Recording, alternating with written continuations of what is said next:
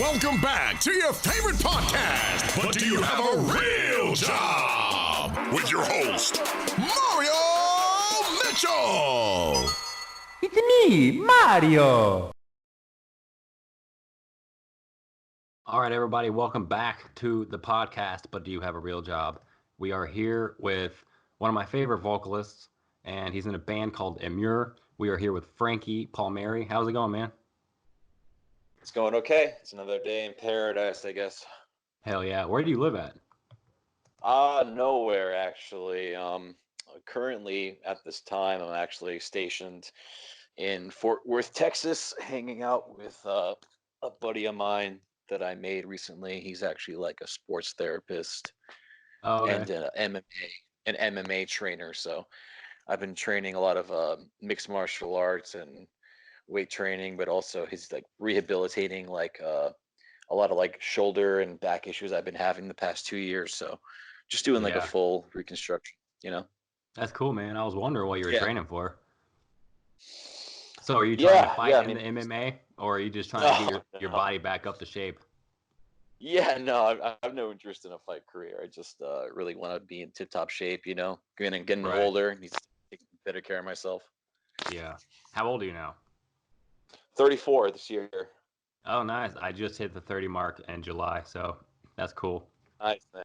30 is the best age, dude. I miss 30. It's weird. Yeah, I feel even younger, though. It's kind of weird. I still don't feel 30 yet. Yeah, no, I live it up, bro. I think 30 is like the best. Like, you're at the precipice of really figuring out all your shit, you know? It's a good time. Right. And you go crazy on stage. I'm surprised you haven't had more body issues. Well, thank you. Yeah, I guess that part of it is more like a fun activity for me. I don't really have a lot of injuries from, dancing around on stage or anything like that. Right. Yeah, you're one of the more lively vocalists I've seen. You and there's a few other people I think are really good, but I think you specifically are really good at honing in on that craft of being a frontman, especially for Emmure. It's like a perfect fit. Yeah, and thanks. I just kind of grew up like emulating like a lot of people like I looked up to and stuff. And so I kind of just bring that same kind of energy that I like so much as a young kid, to the stage and doing what. So, yeah. Do you ever find yourself accidentally ripping off other people that you're listening to or inspired by, and you're like, man, maybe I shouldn't do it so like he's doing it? I do that quite a bit with my own music. No, I feel like whenever I emulate somebody or kind of take a piece from somebody that I really admire, I see it as like an homage, Like I don't feel like I'm biting them or something like that. I don't really I don't generally believe in that mindset in general.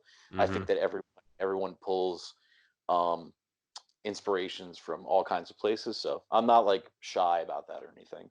Right. Yeah, me neither. I mean, I think that it's good if you're inspired by something else, and I think some people actually get offended. They're like, dude, they just stole my fucking riff. Like, that's my melody. And I'm like, dude, it's a fucking song, and it's a good song or it is a bad song, just move on, I think too many people are worried about if it's totally original or if they're ripping somebody else off. Yeah, I also think there's this kind of like uh coincidence almost sometimes when you hear a song that sounds exactly like something else you've heard before, and maybe those artists are not even really aware of each other's existence. They just happen to someone had a fucking cool idea or a similar riff or something like that, and it's just what it is. I mean, I hear a lot of things in all kinds of genres that are kind of how can I put this? I don't want to say regurgitated, but they definitely borrow from each other a lot, and I think it's just kind of the natural order of things. You're not always going to run into like bands that are virtuoso 360, like, not every band's going to be Animals as leaders and stuff like that, where it's just like this kind of free form, just continuous flexing of ability. It's like when you're writing songs, I think you're just trying to get your message across, and sometimes bands have that kind of same vibe. I mean, there's death metal bands that I'm sure, like, if you were to play enough death metal back to back to back to back to back, you're eventually going to hear some shit that's like, oh, that sounds just like that last song or whatever. Yeah, I agree. There's so much out there. It's hard to even come up with something totally original because there's only so many notes that are even there, only so many chords, only so many patterns. Yeah. Also, people don't really probably notice this, or maybe it's just me or something. But it's like people are born into this world with a certain perspective and a certain seat. So bands that I grew up liking that don't really exist anymore. Now there's bands today that emulate that style very much so that when I hear it, I go, oh, it just sounds like that other band. But to some 15-year-old kid who's not Mm-hmm. aware of the bands that I love, to them it's brand new. They Right. go, oh, that's Yeah. that band sound. So it's really about like just kind of like where you're at in life and what you've been exposed to. That part is definitely true too. So Yeah, exactly. And when I first started playing music, I thought, I need to be so original. Everything's got to be totally fresh and totally crazy. It can't just be like basic shit. But then when I yeah, yeah, finally figured out how to write a good song, it was just basic, four fucking chords on the verse, four chords on the chorus, and then just building it up. And then the whole point of it is mostly the lyrics. I think the lyrics are the biggest part of the songs. And I think that's what you do really fucking well in Emmure. And I was curious kind of how Emmure works because from an outside perspective, it seems like Frankie is kind of Emmure, and then you've got right. band members that tour with you and help write. But it seems to me that you are like the main thing in Emmure. Am I wrong in thinking that, or?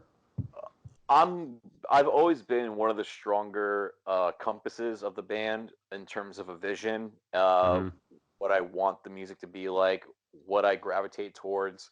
I've said it over the years a lot, and I think it kind of always comes across like I have like some huge ego about it, but that's not the case. I just really trust my instincts with taste. So Mm-hmm. whenever whomever was in the band with me, I've had many lineups. So whenever they presented something with me, the material that I always felt the most confident about was always the songs that would shine through and that people would gravitate towards and would be the songs that we would play live.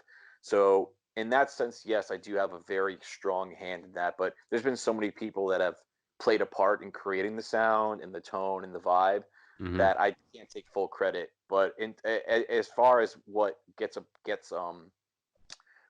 like what we present to the fans and stuff like that, I am very critical of that. So there, that part is definitely ringing true for sure. Yeah, I think that's a good thing too that you're really involved and you put it out and make sure that the fans are actually going to like it. And I think that's one good thing that you and Amir as a whole have done well is you've stayed consistent with the music you're putting out. And I wouldn't say it sounds all the same because it's all getting better every single record. And I've watched a few interviews with you just to kind of like see what's going on. And it seems like every single record, you also agree that that's your best record. All the new stuff Yeah, is always the best because you keep progressing and writing new shit. yeah, I think every artist kind of does that to a fault almost, and I'm very Mm-hmm. guilty of it too. Where I'm always very confident in our most recent material because that just represents the best moment of then and now. I'm very much about in the now, and I know that even as a music fan personally, like it goes against like a lot of what I would say about artists that I like. I would be like, oh yeah, they're good now, sure, but like their best album is so and so from this year, Yeah. and I feel like Emir fans feel the same way. Like people are very um they're very connected to older material, and so that always ends up being Mm-hmm. the things they recall to, which is fine. I appreciate that as Yeah. well. But you definitely aren't wrong in saying that. I generally always feel like the most current material is the best and what's worth listening to in terms of downloading and appreciating the band as what it is. So Yeah, I agree. And you've been doing this for a long fucking time. I mean, I discovered you in around like 2008, 2009 when I was just getting into the scene. Back in the day they had the scene and I was getting involved pretty hard and a lot of people were jamming your shit and it was I think the first song was like Keeping It Real Goes Wrong or something, the Goodbye to the Gallows album. yeah, And every 2007. time I still, yeah, every time I listen to that shit, it's like nostalgic. I think a lot of fans probably get that because I think a lot of Emir fans have stuck around since they found you. It's like they find you, they're like, okay, now I'm involved all day. Yeah, it's been a bit of a revolving door, and anything, any brand, whether you're a musician or clothing or food or whatever your thing is, you're gonna get people that, are invested and then go, I'm on something else, now I'm Yeah. into this, and that's totally natural and that's cool, it's fine. And but the people that are still listening, that have been listening and are interested still, I obviously I'm beyond flattered and very blessed to have gained that kind of audience. It's It's Oh awesome, yeah. you know. And it's only really, you know, as I get older, I get to really appreciate it more and more, just the impact that we've had. And I don't know.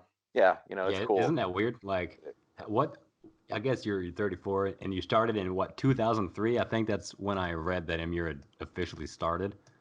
Yeah, that's when I first met the Lionetti brothers, who were part of the original lineup of the band. We met over the internet. This is before social media even Right. existed. We traded MP3s through a message board, and you know, I pretty much jumped on a train the next day from New York to Connecticut to meet them, and you know, fucking do like a weird, like awkward jam or whatever, you know, and that's kind of how it came to be. And I just, you know, I had a vision and a strong desire to be in a band that was recognized, and so I just, the Yeah. mission never stopped, you know. Were you, do you, or were you writing the music too, or were you just doing like lyrics and coming up with the vocal hooks, or were you also involved in writing the actual music itself? At first, it was just the vocals and lyrics that I brought to the table. I took a very hard back seat in terms of the material, writing the actual music. I was also just very focused on doing my part as best that I can and allowing everyone else to express themselves the best that they can. Hmm. And and for a while that worked. And then as I got older and I got kind of more of a grasp of what songwriting could be and what I was capable of conjuring up myself, Yeah. I started to present ideas to the band.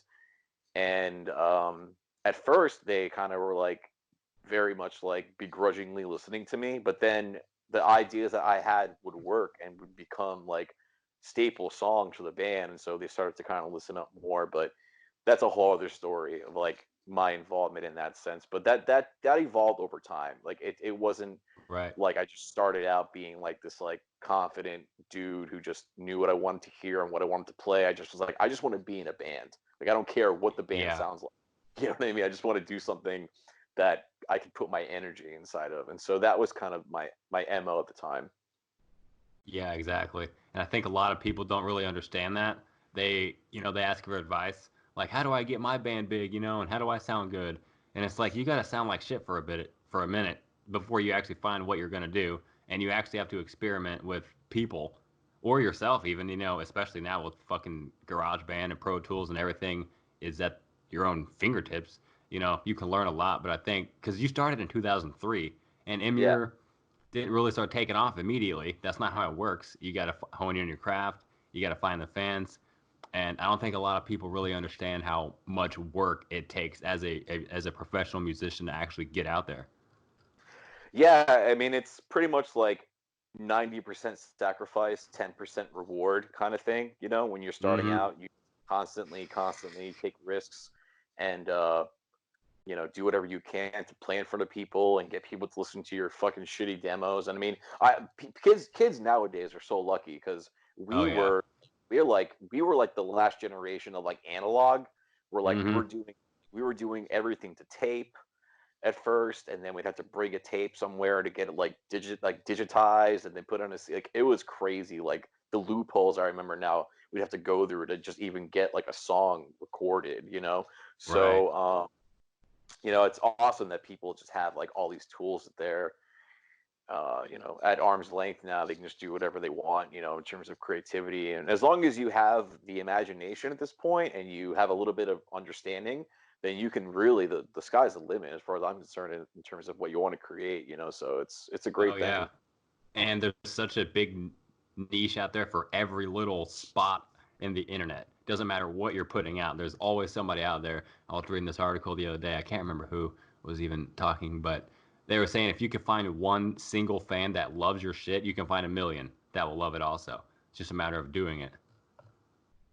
Uh, Yeah, no, I agree. There's always a market for whatever it is you're putting out, you know. yeah, and I think right now, especially with social media, art is kind of at its biggest peak. I mean, I don't know. It's not easy to make money off of it. Obviously, that's how it works. But so many more people are creating, and so many more because YouTube is the fucking biggest streaming platform of all time. Everybody's Hmm. trying to be a YouTuber, a musician, It's fucking crazy. And like you said, back in the day, you were recording on a fucking tape deck or Yeah. whatever, recording that, going to get and put that on a CD and trying to sell that shit. That was Yeah. not cheap. Now you can record it at your own house.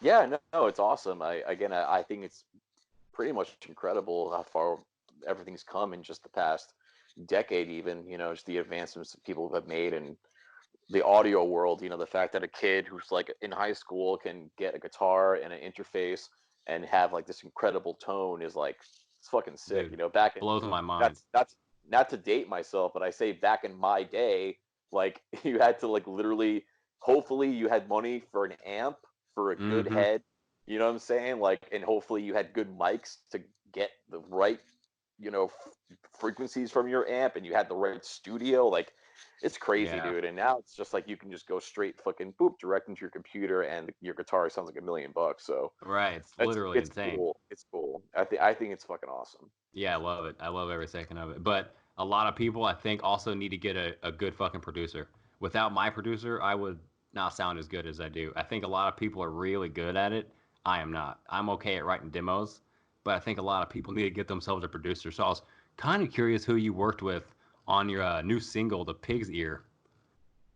Well, we did our last album with Wizard Blood, who, that's his handle. His real name is Drew Falk, but he's the one who produced our last album, and he's a songwriter, like producer, engineer, pretty much a genius and all that stuff. He's like one of the most Yeah. talented, smartest people I've ever known, for sure. And it was kind of a no-brainer when we had to go into the studio for this next release. I was like, well, let's just go hang out with Drew again, and try to bust out the best material we can. And that's definitely a small taste of what this release is going to be. I mean, we're like really um, working hard to get something new out, and also make sure that everything that we release this year and for the album has appropriate energy, and definitely has caused a spark with the fans. So we're excited to get some more material out there. Yeah, I think it'll be good. And you guys keep that sound where it's just like crazy energy the whole time. That Pig's Ear song, it's just like it's just like the whole time blasting. And it's just like easy to jam to because it's just a blast the whole time. And I think that's what you guys do really well. And I'm stoked to hear this new record. When is it set to release? I have no idea, actually. Yeah. We're still just putting content together visually and making sure that the singles we release um coincide with our touring plans and stuff, because obviously we want to have something to promote while we're out there on the road. So we're Yeah. we're taking our time with it. In this day and age, man, it's like the whole old format of like, okay, song release date is like dead, because Oh yeah.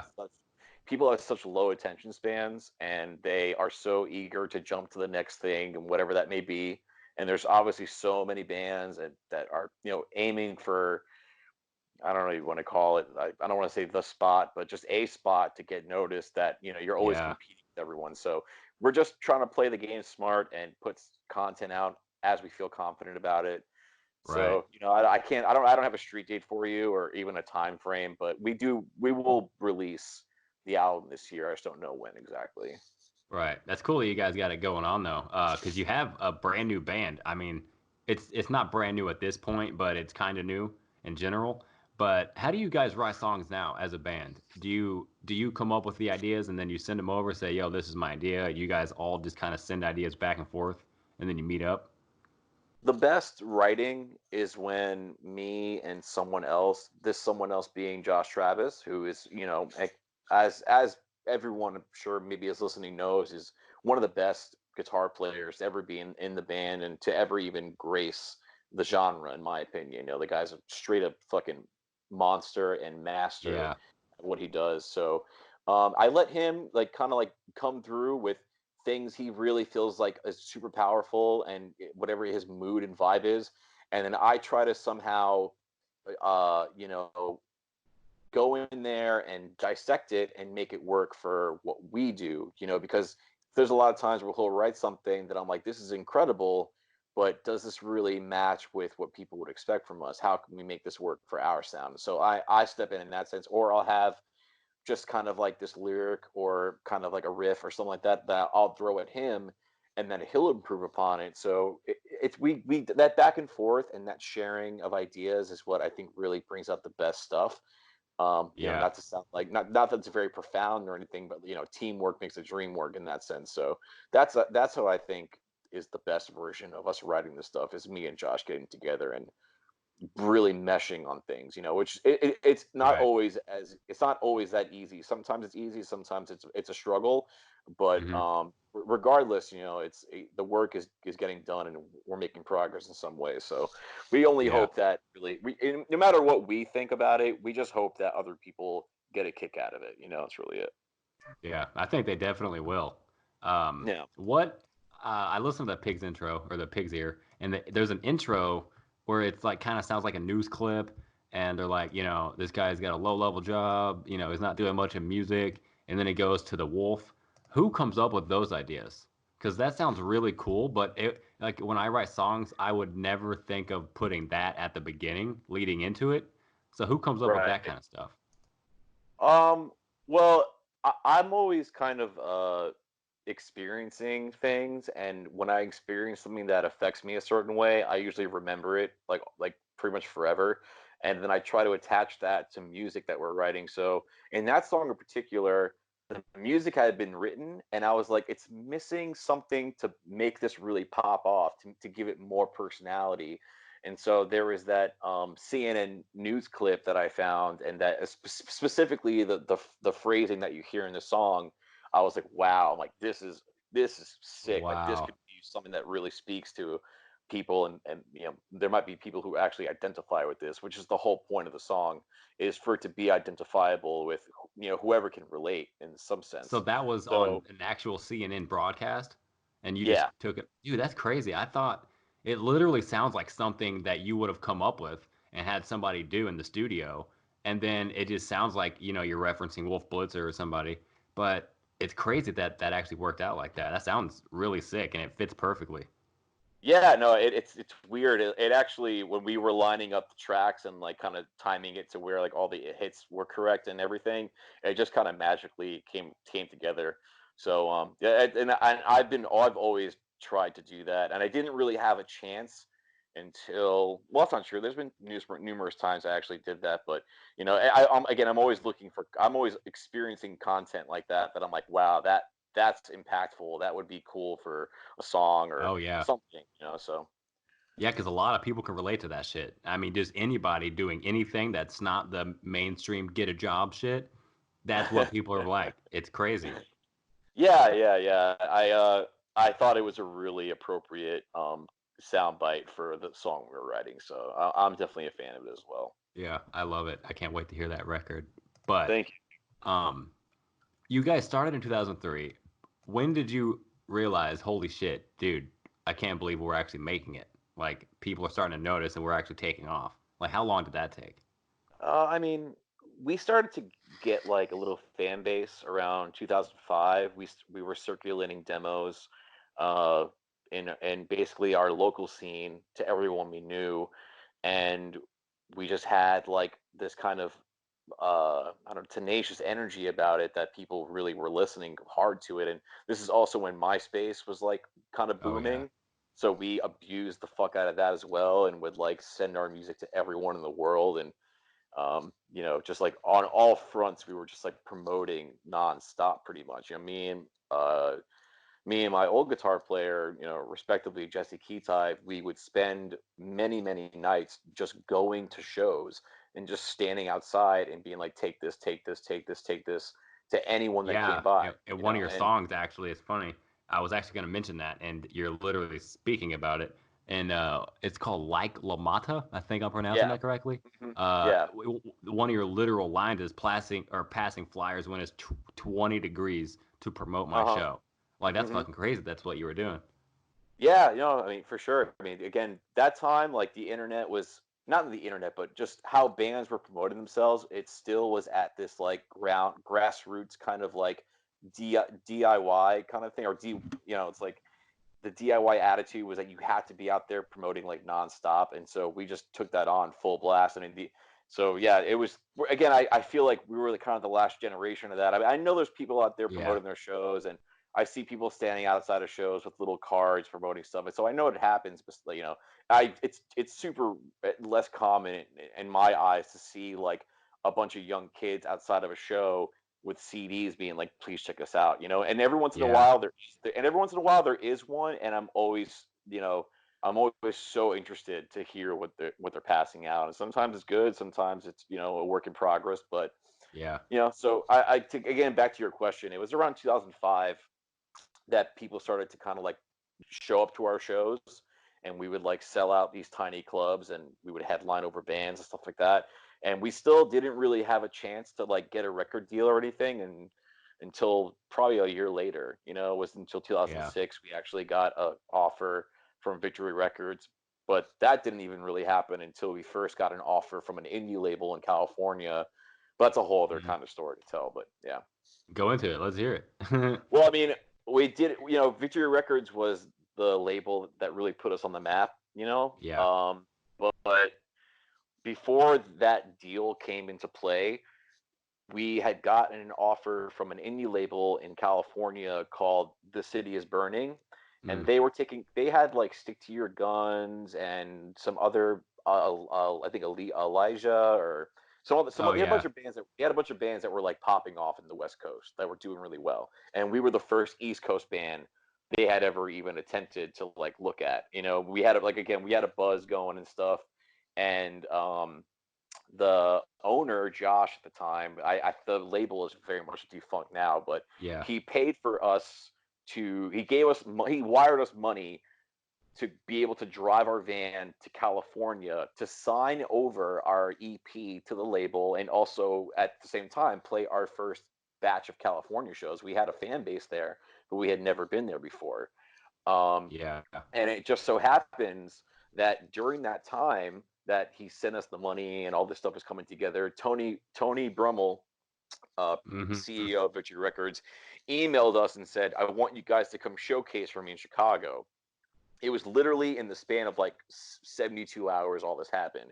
And so we were like, awesome. We're going to take the money this kid gave us to get to California. We're going to make a pit stop in Chicago, showcase for Victory Records, and see what happens.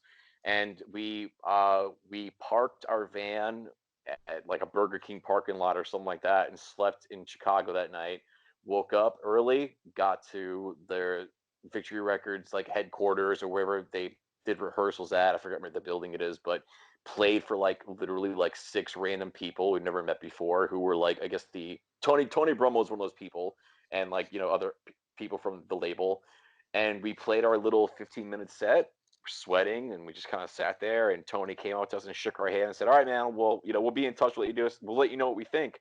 And we all just kind of looked at each other like, "So was that good? Like, was that a waste of time?"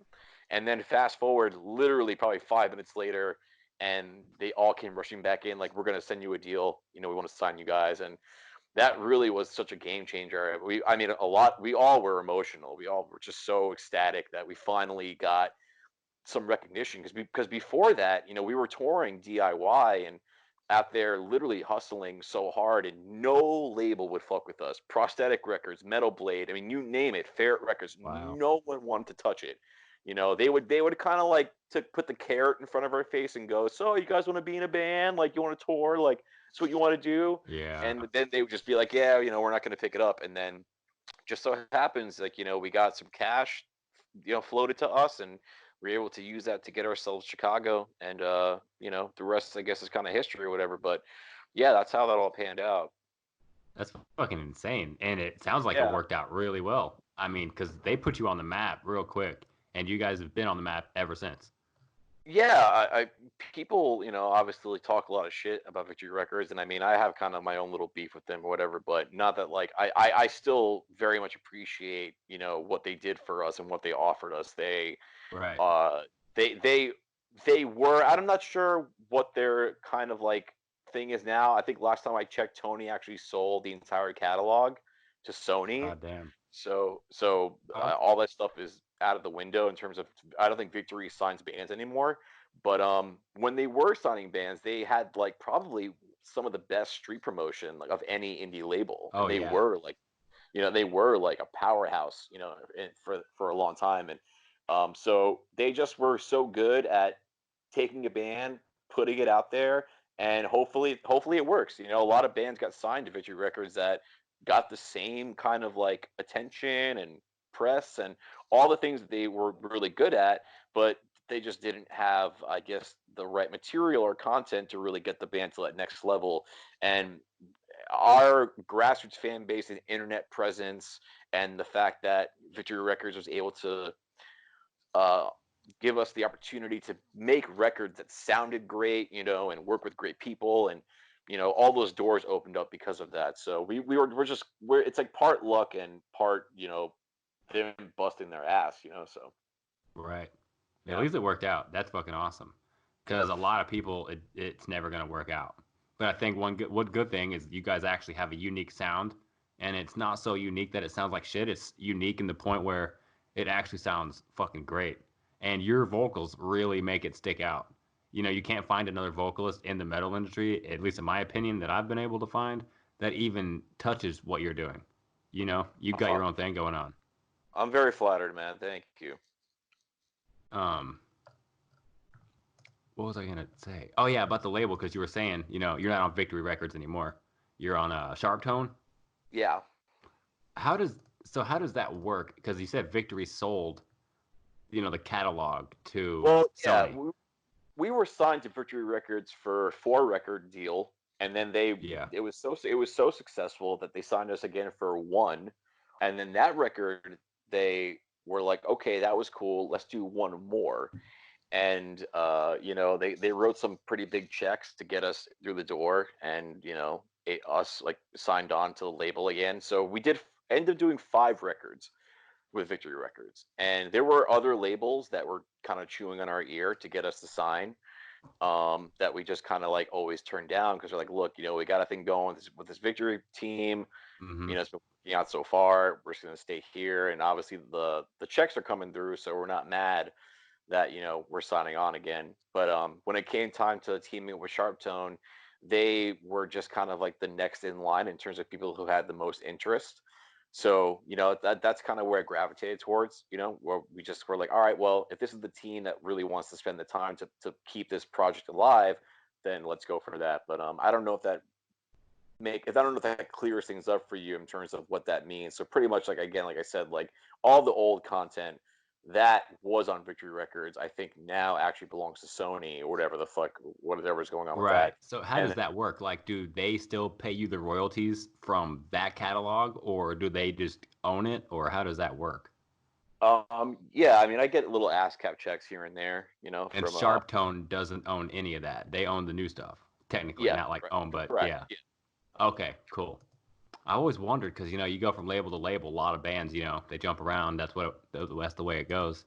And I was always curious, like how that worked. Yeah. But now you're on your 8th studio album. That's a lot. Yeah. I mean, fuck. I haven't even put out 1 album, and I'm like already nervous about it. I'm like, fuck. How am I gonna put out a whole CD? Because EPs are one thing, but when you put out a whole album, that takes a lot of work. Yeah, I mean, shit, it's like there was definitely a lot of time spent in rehearsal spaces and living in squalor, and doing anything and everything you had to do to make sure that you can get the art done. And I mean, really, my whole life, pretty much my entire existence, has been invested into my vision, into my dream, and to the passion that I carried, for in the music. So it was a no-brainer for me. Like, no matter what I had to do to make it happen, I was going to do it. And there's been so many different hurdles and obstacles and drama and just so many different things that have taken place for all of those records to happen. Yeah. So yeah, it's definitely a lot. And thankfully, we were with, people who were able to help fund those dreams pretty much. It's like, the thing I say to everybody is like, look, man, like, dreams cost money. Like, yeah, like, I get it. Like, you want to do this, you want to be in a band, you want to tour. It's like, yeah, okay, you gotta afford it. No one's just gonna like, you know, give you a bunch of cash and expect nothing in return. So, we were just very lucky that every time we were doing, again, like we had a 4 album deal. So I meant that every time we were going to go into the studio, we had a certain amount of money set aside to make sure we could fund the record. That's Right. kind of what the deal was. So without that investment from the label, I don't think any of it would ever happen. So when, Yeah. when bands nowadays do things DIY on a recording front, I find that they're always like, you know, pinching pennies in a good way, to make sure they can get the right gear, and then maybe if they're lucky, get like a really good person to mix what they're doing, or something like that. So I mean, I don't know. It's like I can't imagine what it would be like now because I already did all those different steps so much Yeah. earlier on in my career. But I assume that it's kind of the same thing. It's just that now the labels are probably more stingent on what they actually spend their money on with the artists. So Yeah. who knows, man? I'm not really sure. Yeah, it's just crazy. There's a lot of work that goes into it. But yeah, 8 studio albums, that's a lot. And I'm kind of curious how long it took you to get that sound in your vocals. You obviously didn't wake up one day and sound like that. Did you always want to do that specifically, or did it just come to I, you like, "Hey, I want to do this"? no, I mean, to be honest with you, I just do what feels natural to me. That's really it. Obviously when I was growing up, I spent my almost my entire adolescence in my basement, like just literally screaming along and singing along to every single record I had. Every band, I learned every word, sang Mm-hmm. every song. I was doing my own performance every single night, like to nobody. Just loving the idea, just having this uh just drive to just do music and wanting to be on stage in front of people rocking a crowd. That was it. That's all I could ever think about. So when it comes to like my own voice, I'm just like this culmination of all these different people that I grew up emulating. And now whenever I touch the mic, it's not even really that I emulate anybody. I just, whatever comes out of me, that's what I go with. That's it. I don't Right. think about it. I don't like force to sound like anybody or try to. I'm just like, this is what I wanted. This is it. Like, this is who I am. This is what my voice sounds like. And I've heard, people say that it's unique, and that's cool. Again, I don't really know who to compare myself to. Yeah, exactly. There's lots of bands that could, I would say I give much credit to, because like like bands like Candiria, Neck, Poison the Well, Atreyu, Lamb of God. Yeah. Like the list goes on and on and on of all these vocalists and bands that I really liked or whatever. And and you mash all these people together and you get me. So that's Yeah. kind of I what it is. think yeah, I think that's like every musician just in general. We Yeah, all listen to like a whole bunch of shit, and then all those ideas just stay with us in our subconscious somewhere, and then we, let it all out. yeah, How yeah, for sure. how long does it take you to do those vocals in the studio? I work pretty fast. I've been told I'm one of the fastest recording session artists in terms of using my voice. So I can do like a couple songs in a day pretty easily. Um, so I don't have every issue like getting in there and busting it out. I usually get things usually the first take, and That's then awesome. we're moving. Yeah. You have a lot of tracks on those vocals, or is it just like one main track? It depends. Sometimes we like layer things up, or like I feel sometimes like a lot. This is my personal preference. I think when there's too many voices happening on in a song, like over like like, let me say this right. The lyrics don't get the chance to actually present themselves because so many voices are saying it at once. You never actually get the correct emotion. So Yeah. I always focus on getting the correct emotion out. So unless adding a layer emphasizes something, I like to have it just be one voice. But obviously, it all depends on the song, the vibe, what sounds the best sonically, and stuff like that. So it differentiates. But my main goal always is to make sure that if I'm saying something, even if whatever people can say they don't understand what the fuck I'm saying, at Yeah. least the emotion is correct. It's not just a mismatch of 10 different voices coming at you. There's something direct happening. Yeah. I think a really good example of like your vocal skills and like really putting in the emotion. one of my favorite videos, at least, was for Solar Flare Homicide. Like, you went nuts on that song. I love that song. How did you guys put that whole fucking video together? That video, that just like is Emmure. You know, you got all those fucking people going nuts. How do you even get that many people involved? Um, we You just we do it did after a show or something? no, actually, we had we put out we broadcasted that we were filming a video and we wanted to get fans in the video, and that was shot in Brooklyn, New York, at like some warehouse or something, and people showed up and we just fucking did the damn thing, you know. I mean, it looks like more people than it really is. It might have been like 20 people or something at best, but you know, you get it on camera, it looks like a ton of people. So Right. Yeah, those people were going nuts, fucking kicking yeah. everywhere. Like, damn, how the fuck do you get those people? Well, that's just what people are Oh, doing at shows anyway. yeah. We wanted to just kind of like celebrate the live element, you know, of like our shows and bring that to the visual concept. So Yeah. yeah. I wanted to talk a little bit about, I don't want to go too deep into it, but you had a song. I'm not even going to mention the name because YouTube and all that shit, you know, just kind of fucks people if you say certain words in a string. But it's called Untitled now. You have a song that's called Yeah. Untitled. It had a different name. Why No. did you have to change that? Was that like a Spotify like music streaming thing, or did the label say, "Yo, maybe we should change that to Untitled"? I don't think Spotify was even a thing, really. I mean, I think it existed, was not the main platform yet for how people digested music. Mm-hmm. But pretty much, like, you know, I wrote the song and I wanted the song to have as much shock value in terms of what people would see, Mm-hmm. that I was like, this will be crazy song title. This song title matches the vibe of the song, the lyrics, and will probably get people buzzing. But on the flip side of that, the label, that being Victory Records, was like, look, we submitted this to, like, you know, all the people that do the CD production and get our stuff in stores, and they're just like, we're not touching this. This has to change. So they were Yeah. just they were worried for themselves more than anybody that the backlash would be so massive that no one would even want to take the album. You know, they were Right. kind of protect themselves. So you know, in hindsight, dude, which is a big theme for me right now this year, I really wish I had been a little more creative.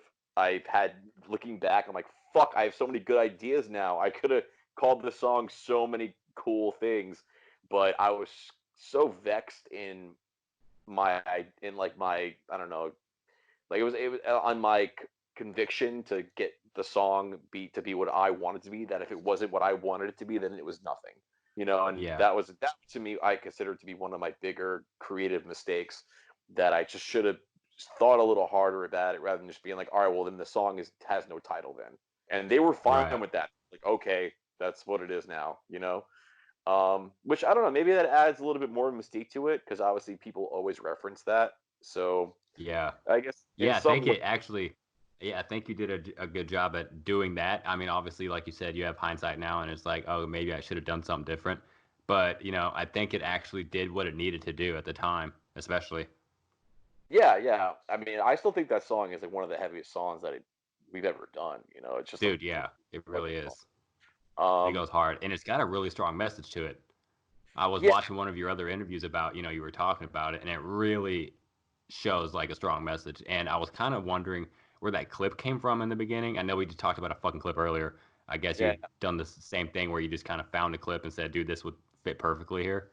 yeah. Well, actually, Joey Sturgis, who worked on that record with us, Yeah.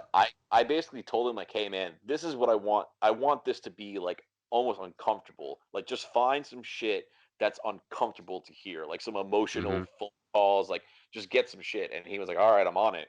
And so that was kind of all him. I didn't really like Yeah. actually have anything handpicked, but I don't even know honestly what even is playing. To be honest with you, Yeah. I don't know what the source material is. I just know that he found some crazy sounding shit and it matched up. Yeah. It sounded fucking dope. But yeah, I think that's one of your hardest hitting songs that I've heard. I want to wrap this up here in a little bit, not like maybe 5 more minutes, but I wanted to talk to you a little bit about the Bohemian Grove. You had a song about that, And I was curious what you think about it in general, not the song, but the actual Bohemian Grove. Well, for a little while, around like 2011, 2012, I was doing these super deep dives into like conspiracy theory and reading just all these different sites and Wikipedia wormholes of information, and I was fascinated with the concept of what supposedly would happen there, which is, these elite people, that worship this like strange like Moloch, like an owl god, Yeah. who supposedly symbolizes the sight of all sight or whatever, being able to see through the darkness, and that they would murder children in sacrifice to this Moloch, deity. And yeah, what do I think about it? Is it possible? Maybe at one point that really happened. Maybe that was something in some weird archaic time that really happened there. Right. I think that there's probably a ritualistic version of happens now, probably more likely, Yeah. uh, amongst these elites, these people who gather there to share information, to possibly even just share in the energy of literally just how untouchable they are. Because that to me is Mm-hmm. what that whole thing represents, is a group of people that literally live on the fringe of society because of their hierarchy, and and just the power they have in the world, and I mean, look, Yeah. I don't want to ever sound like I'm some know-it-all or expert. I'm not. I'm just a guy who like read too much stuff and you know has just made my own opinion. But Yeah. I think there's definitely something weird going on there, especially the fact that you're not allowed to go there. Mm-hmm. People that work there, like even if you're someone who isn't a member of whatever that group is, you have to sign like a NDA to make sure you never talk about anything you ever see there.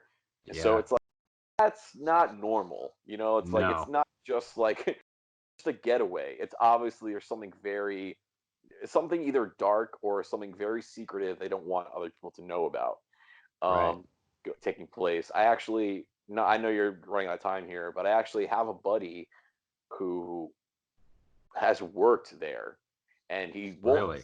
he won't tell anybody what he's seen, but he's like, yeah, I've worked there before. Like I had the campsites and cleaning or the fucking like, yeah, they make you sign shit. So you're not going to talk about anything you might possibly see. And Fuck. I don't know what you've ever read about it, but Quite a like bit. I mean, that's why yeah, I was interested in what you were wondering or thinking, yeah, because it's about the same, kind of what I'm thinking. Did yeah. you did you watch the Alex Jones video of that? Yeah, yeah, which is like weird because it's like, how the fuck does he even have that? Like Dude, how do I'm almost thinking he has to be involved in some way. He could not just be walking around like that and not be spotted or something. Yeah, I don't know. That's definitely a weird instance where like you can never tell if the person has actually succeeded in breaking into something, or if they're actually a part of something and just broke the rules by Right. leaking the footage, which could be the case too. I don't know. Yeah. I have my opinion of Alex Jones. Now I'm not to go too far past your time limit No, here. no, it's all good, man. I just didn't want That to take all your time up. no, no, I'm fine. Is that he's likely a true patriot in the sense that he does want people to know useful information. But what's fucked up about him is that all of the news sites and all the sources that he takes his information from, they're all radical. They're all Yeah. ultra radical. It's like almost to the point where it's like almost sci-fi fantasy. Like you got to take it with a grain of salt.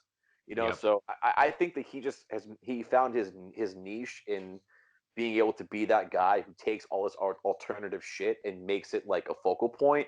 And I mean, Mm-hmm. whatever. I think there's probably always been people like that. He's our current version of that. Yeah. And I Yeah. think he's put out a lot of real useful information. I wouldn't say he's always right. I mean, there's a lot of times I'm like, dude, you're a fucking psychopath. But there's some other shit where he's putting out, I'm like, damn, you start looking into it. And then maybe he's still not right per se, but you're still looking into things that you would have never even thought about looking into had you not seen Yeah. that, broadcast. Yeah. Exactly. I get it. I do think he's a patriot in the sense that he wants Americans and people to like be informed and actually have some kind of knowledge of what's going on, how this world really works. As there is a lot of fucking weird, cryptic shit that people are just not aware of that he brings to light. But then he pulls from these news sources that I'm like, dude, these sites are bogus. Like they're out of control. Right. They're sensationalized. So it's like he's just entertaining. That's how I feel about him in general. Yeah, I agree. But I like Yeah. Alex in general. But yeah, he's kind of out there. But they Yeah. banned his ass. You can't even find him anymore. I mean, you can, but he's gone. Yeah, I mean, they took him off the free platforms, like the ones that you could just fucking click and play and do whatever you want.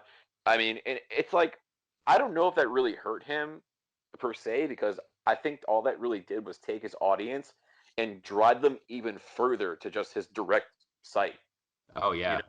So And I don't. Sorry, go ahead. No, yeah, go ahead.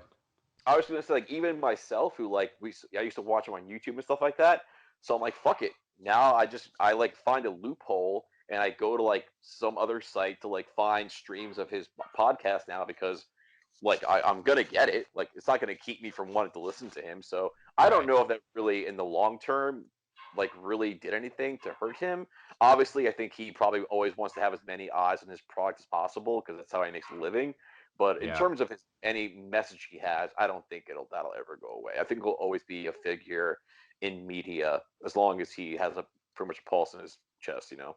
Yeah, and I think he's training up Owen Troyer. I don't know if you know who that is, but No, familiar. he's like one of his like, you know, right hand guys, and I think he's gonna take over because Alex is kind of getting old, and eventually he's got to go. You know. Right. So I Right. think it's crazy, but yeah, there's always gonna be that character. I want to ask at the end of this podcast. It's called "But Do You Have a Real Job?" I mean, you know it better than anybody. You know, being a musician, when you first start up, people are like, "Oh, I know you do music, but like, what's your real job?" You know, it's fucking annoying. What was your first actual job that actually paid you a paycheck? A paycheck? I can't remember. I can't remember the first job that gave me a check, like Maybe money. not a check, but like somebody that you actually were working for and you got paid. Oh, my first job was at a pizza place in Bayside, Queens, where I grew up. God damn it! Oh wait. I want to say the name because I kind of want to give them a shout out right now. But it was the first job I ever had. Let me see if I can find the name real quick. Don't My you hate buddy, that? yeah, my buddy Rob was talking about it for a second ago. Sorry, I really okay. The pizza place I'm referring to is called Sal and Vinny's, and that was my Okay. first job. It was my first job, and I basically washed tables and folded boxes, and I probably lasted about 2 weeks, and they hated me because I was just the worst. Kind of, Right. I was 15 and just had no idea how to conduct myself, you know. So I just like did everything terribly, and so it didn't last very long. But that was the first gig I ever had. Was at a That's pizza shop. that's great. Speaking of pizza, you worked at a pizza shop. You've been to Yeah. all the places in the fucking world. Is New York really the king of pizza, or what's going on? In terms of like fresh, like pizza, yeah, like you're not gonna find a better brick oven pizza anywhere than in New York City. It's just how it goes. I think it's a combination of the water, like literally the water, the New York City fucking tap water, and Yeah. the fresh ingredients they're able to get from all the different bakeries, all the different people that send stuff to New York as like a major distribution hub. So Mm-hmm. they have first pick and stuff. So yeah, if you're looking for like authentic, amazing pizza, New York is first place. And then in terms of fast food pizza, if we're going to talk about favorites, I think Papa John's is the king of fast food pizza. There we go. The Papa. Yeah, I love the Papa. sure. Hmm. And wrapping this thing up, what do you think, in your own opinion, what would a real job be? Like if somebody said, "What's a real job?" What would you say?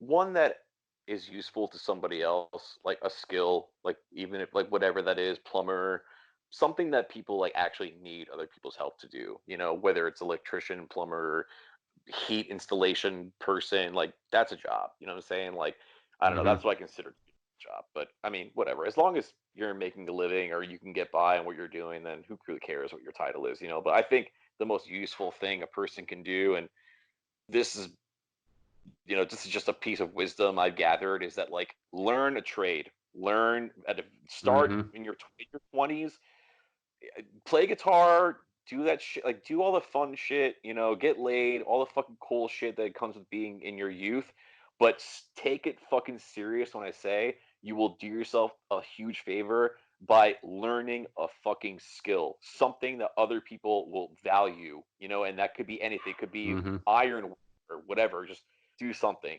so that's what I consider to be a real job. Yeah, that's a great explanation. I think a lot of people, especially just in general, they think if you don't go to college, then you're not going to have a good job. When in reality, trade jobs actually pay more than a lot of college jobs, and you can usually just go straight in and work, and somebody will hire you, train you, and now you got a fucking trade. Yeah, and also if you're lucky enough to have a useful skill, again, like a plumber or whatever the fuck, you can take that job anywhere. If you get sick of living in Jersey, you're like, fuck, I hate being in Jersey, move to Florida, like still do the same job. So it's like that's my 2 cents. And that's something I wish that someone had told me sooner in life, just how important that was. I was, I not that I regret my position now, but damn, would I have had a different outlook if I heard that sooner in life, Yeah, me too. All right, man. I really appreciate you coming on, man. I thought it was a great podcast. Got a lot of good info out of you. Thanks, man. Yeah, well, I hope that it helps you out, and hit me up if you ever want to know more, I guess. Definitely. What do you got working on now? You're obviously working on a new album. If you want to finish this off with any last minute words, you can feel free. I got nothing to plug, bro. I appreciate the time and hope people listen and enjoy, and that's pretty much it. All right, man. I appreciate it once again. We're here with Frankie Palmeri from Emmure. Be sure to go check his band out. They're going to be on tour, dropping a new album this year. Maybe not this year, but at some point they're going to fucking drop one. So go check that shit out. Thanks again, man, for coming on. I will talk to you next time. All right, Mario. Yep. See you later, man. Later. But do you have a real job?